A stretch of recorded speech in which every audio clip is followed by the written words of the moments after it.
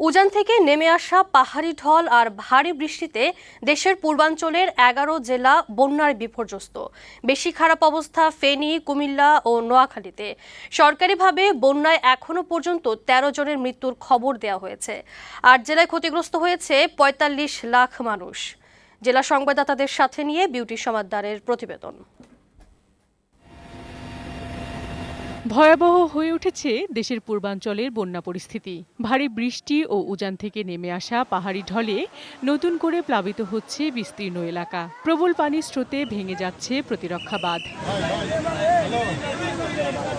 পানির প্রবল স্রোতে চট্টগ্রামের হালদা নদীর বাঁধ ভেঙে যাওয়ায় পানি ঢুকেছে হাটহাজারী ও ফটিকছড়ির বিভিন্ন ইউনিয়নে। এরই মধ্যে পানিবন্দী হয়ে পড়েছে সীতাকুণ্ড, ফটিকছড়ি, হাটহাজারী, বাঁশখালী, কর্ণফুলীর অধিকাংশ এলাকা।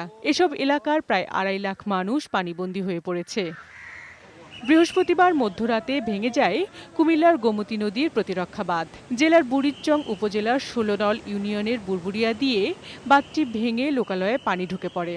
ফেনীর ফুলগাজী, পরশুরাম এবং ছাগলনাইয়া উপজেলায় প্রায় 95% এলাকা পানিতে ডুবে আছে। বন্ধ আছে সড়ক যোগাযোগ, বিদ্যুৎ সংযোগ বিচ্ছিন্ন। পানিবন্দীদের উদ্ধারে কাজ করছে সেনা, নৌ ও কোস্টগার্ডের সদস্যরা। আমার বাড়িঘর সব নিঃস্ব করে রয়েছে, পানির তলে ডুবে গেছে। ভাই আপনারা যেভাবে পারেন আমাদেরকে কষ্ট করেন ভাই। খুলনার পাইকগাছায় দেলুটি ইউনিয়নের পানি উন্নয়ন বোর্ডের বন্যা নিয়ন্ত্রণ বাঁধ ভেঙে 14টি গ্রাম প্লাবিত হয়েছে। এতে ওই ইউনিয়নের প্রায় 40,000 মানুষ পানিবন্দী হয়ে পড়েছে। এছাড়া পাইকগাছা এলাকার হাজার হাজার হেক্টর কৃষিজমি ও মাছের ঘের পানিতে ভেসে গেছে। খরস্রোতার কারণে আমাদের এই নদীর দুই পাড় প্রচন্ডভাবে ভাঙন। গরু বাছুর সব আমরা রাস্তায় রাখেছি, আমার খাওয়া দাওয়ার ব্যবস্থা নেই। নোয়াখালীর বন্যা পরিস্থিতির আরও অবনতি হয়েছে। জেলার 9টি উপজেলার প্রায় 25 লাখ মানুষ পানিবন্দী রয়েছে। দলে দলে মানুষ আশ্রয় কেন্দ্রে যাচ্ছে।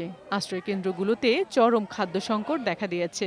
সারা সংকট খালি, সবাই আমাদেরকে সাহায্য করছে। আমরা তো মরে যাই, হানি উঠে গরম উড়ে সাগরের পাশে। কালকে রাত থেকে আশ্রয় কেন্দ্রে আমরা বিভিন্ন মানুষজনকে আনার চেষ্টা করছি, অনেকে এসেছে। হবিগঞ্জের খোয়াই নদীর বাঁধে ভাঙনের কারণে 5টি উপজেলার 22টি ইউনিয়ন বন্যা কবলিত হয়েছে। খোয়াই নদীর বাঁধ পরিদর্শনে গিয়ে পরিবেশ, বন, জলবায়ু পরিবর্তন ও পানি সম্পদ উপদেষ্টা সৈয়দা রিজওয়ানা হাসান বলেন, ভবিষ্যতে এমন পরিস্থিতিতে যাতে পড়তে না হয় সে ব্যবস্থা করা হবে। যত অভিন্ন নদী আছে সেগুলো সবকটার ব্যাপারেই যেন এরকম পানি ছেড়ে দেওয়ার আগে আগাম সতর্কতা বাংলাদেশকে দেয়া হয়, সেজন্য ভারতের কাছে এবং উজানের দেশের কাছে আমাদের বার্তা পৌঁছানো হবে। বৃষ্টি কমে যাওয়ায় মৌলভীবাজারের বন্যা পরিস্থিতি অপরিবর্তিত রয়েছে।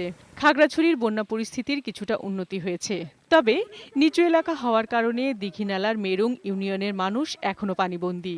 ব্রাহ্মণবাড়িয়ায় হাওড়া নদীর একটি বাঁধের 3টি অংশ ভেঙে যাওয়ায় এখনো আখাউড়ার বিভিন্ন পয়েন্ট দিয়ে পানি ঢুকছে। আখাউড়া ও কসবায় 60টিরও বেশি গ্রাম জলমগ্ন হয়ে আছে। বিউটি সমাদ্দার, বৈশাখী সংবাদ।